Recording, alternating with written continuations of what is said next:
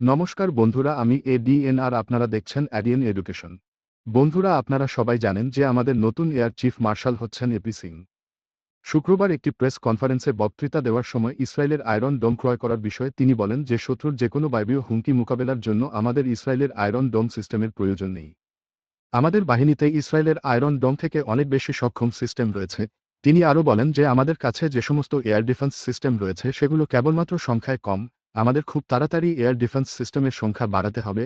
যদিও air chief marshal স্পষ্টভাবে নির্দিষ্ট দেশীয় সিস্টেমগুলির অগ্রাধিকারের নাম উল্লেখ করেননি, তবুও উনার ভাষণ থেকে আমরা এটা ধারণা করতে পারি যে উনি আকাশ মিসাইল ডিফেন্স সিস্টেমের উপর বেশি গুরুত্ব দিচ্ছেন। বন্ধুরা, এখন প্রশ্ন হচ্ছে যে পৃথিবীর সবচেয়ে শক্তিশালী এয়ার ডিফেন্স সিস্টেম আয়রন ডোমকে কেন আমাদের এয়ার চিফ মার্শাল গুরুত্ব দিচ্ছেন না।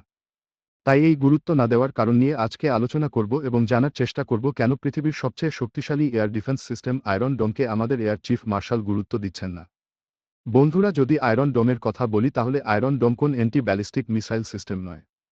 এটা কাউন্টার আর্টিলারি ডিফেন্স সিস্টেম। এগুলো হামাসের রকেট, আর্টিলারি এবং মর্টার শেল ইন্টারসেপ্ট করার জন্য ডিজাইন করা হয়েছে।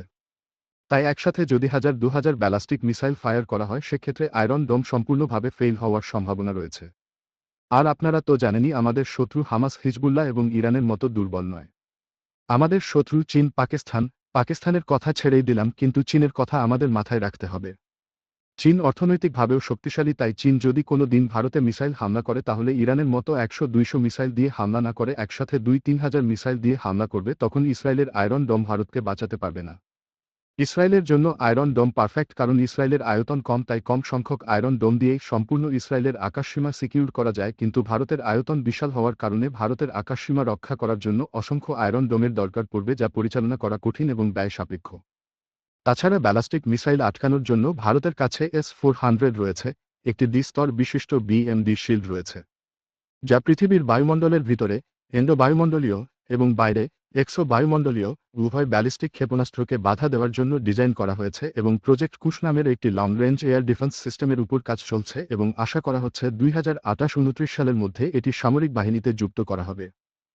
তাছাড়া হামাসের মতো রকেট হামলা থেকে ভারতকে রক্ষা করার জন্য আয়রন ডোমের সমতুল্য আকাশ মার্ক 1 রয়েছে, quick reaction surface 2 air defence system রয়েছে, S-125 পেচোলার রয়েছে, স্পাইডার এয়ার ডিফেন্স সিস্টেম রয়েছে, বারাক 8 LR স্যাম রয়েছে, 2K-12 কুব এয়ার ডিফেন্স সিস্টেম রয়েছে, 9K-33 ওসা একে এয়ার ডিফেন্স সিস্টেম রয়েছে।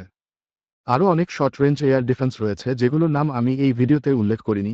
সব দিক দিয়ে ভারতের এয়ার ডিফেন্স সিস্টেমের অবস্থা বিবেচনা করলে আমি এয়ার চিফ মার্শালের কথা একমত। তো বন্ধুরা, এই ছিল আজকের ভিডিও। ভালো লাগলে লাইক, শেয়ার, সাবস্ক্রাইব অবশ্যই করবেন। জয় হিন্দ।